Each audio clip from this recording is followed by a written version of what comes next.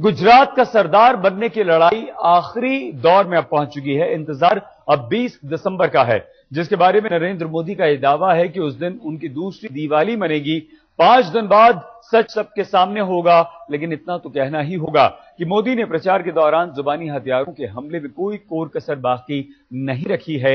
दूसरे दौर के चुनाव प्रचार का आज अंतिम दिन है और नरेंद्र मोदी ने जमकर कांग्रेस पर निशाना साधा है।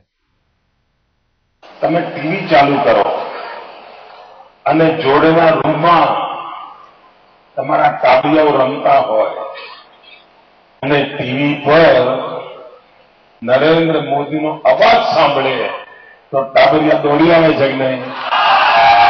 સાચું બોલજો, ઓછી જાય છે કે નહીં? કોણ આવ્યો? 3 વર્ષના તાબિયા ઓળખે છે કે નહીં? દરેક ઘરમાંની ઘટના બને છે કે નહીં? भाइयों बहनों, जेने गुजरातना नाना नाना टाबरिया ओळखता हो, जेने गुजरातना अबाल वृद्ध नागरिक ओळखता होय एवा जाणीता जणना गुजरात होप्યું હોય તો આ ગુજરાત નવી ઊંચાઈઓને પાર કરે ભાઈઓ।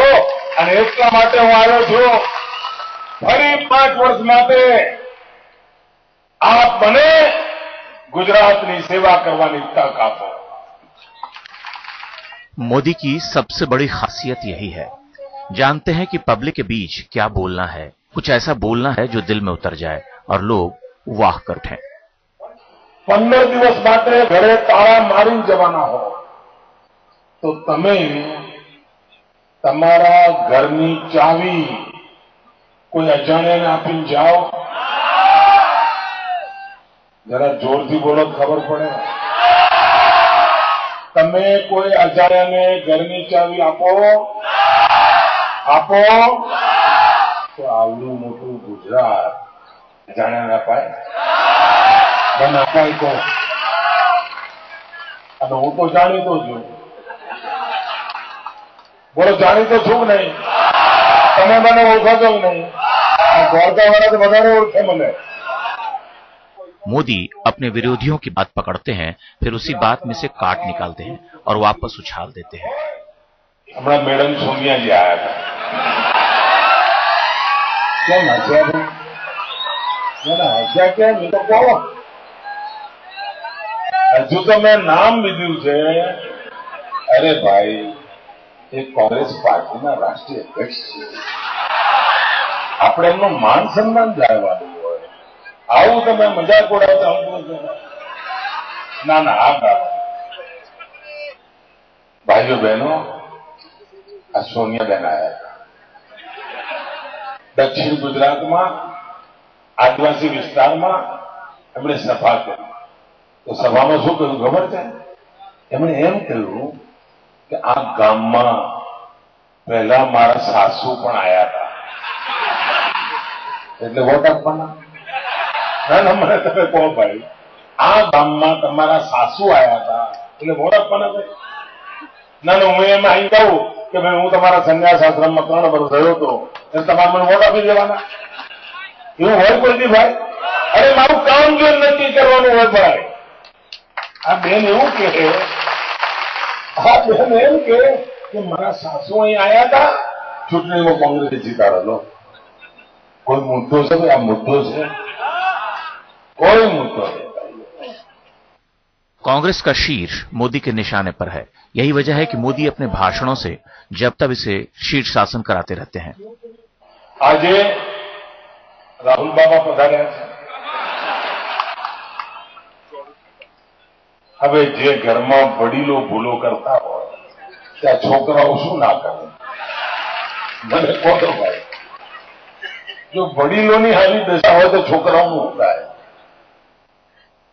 तो मनमोहन सिंह जी जे करी गया, सोनियाबेन जे करी गया, राहुल बाबाए पण एवुं ज कर्युं। आजे एमणे चूंटणी सभामां एम कह्युं કે હું તો ગાંધીજી સાથે નિકટથી જોડાયેલો છું, બોલાઈ જાઉં। राहुल ने गुजरात पहुंचकर गांधी को अपना गुरु बताया, लेकिन जब मोदी की बारी आई उन्होंने राहुल के गुरु ज्ञान की एक नई व्याख्या कर दी। अरे भाइयों बहनों, ગાંધીજીના જીવનની એક આખરી ઈચ્છા હતી. દેશ આઝાદ થયા પછી મહાત્મા ગાંધીએ કોંગ્રેસના આગેવાનોને બોલાવ્યા, પંડિત નહેરુ અને એમના બધા સાથીઓને ભેગા કર્યા અને મહાત્મા ગાંધીએ એમને કહ્યું કે ભાઈ, દેશની આઝાદી આવી ગઈ છે, હવે કોંગ્રેસનું કર્તવ્ય પૂર્ણ થઈ ગયું છે અને આ દેશનું ભલું એમાં છે કે હવે આપણે કોંગ્રેસને વિખેરી નાખો. મહાત્મા ગાંધીએ કહ્યું તો કોંગ્રેસને વિખેરી નાખો. ભાઈઓ બહેનો, આ મહાત્મા ગાંધીનું સપનું આપણે ગુજરાતની ધરતી પર પૂરું કરવાનું છે. કોંગ્રેસનું નામો નિશાન મિટાવી દેવાનું. અને રાહુલ બાબા, તમને જો ગાંધીજી માટે આટલી બધી શ્રદ્ધા હતી તો ગાंधीजीનું આ કામ તમે પૂરું કરો લો. चुनाव प्रचार के दौरान मोदी जनता की नब्ज टटोलते हैं और विरोधी की कमजोर कड़ी पर हाथ देते हैं.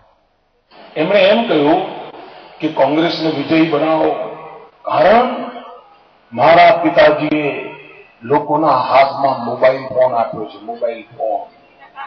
બોલો ભાઈઓ, જવાની આવો, તમને રોજગાર જોઈએ કે મોબાઈલ જોઈએ? જરા જોરથી બોલો, શું જોઈએ? રોજગાર જોઈએ ને? હવે પેલો કે છે મેં મોબાઈલ આપ્યો.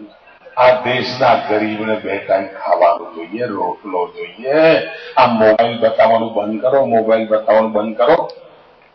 અને તમે એમ કહો છો કે આ દેશને અમે મોબાઈલ આપ્યો. હું તમને પૂછું છું, मोबाइल चार्ज करने માટે बिजली आती है? मोदी बेधड़क हैं, आलोचना से बेपरवाह और नतीजे को लेकर उम्मीदों से भरपूर. कम से कम दिखाई तो यही पड़ता है. गोपी घांगर के साथ आज तक ब्यूरो.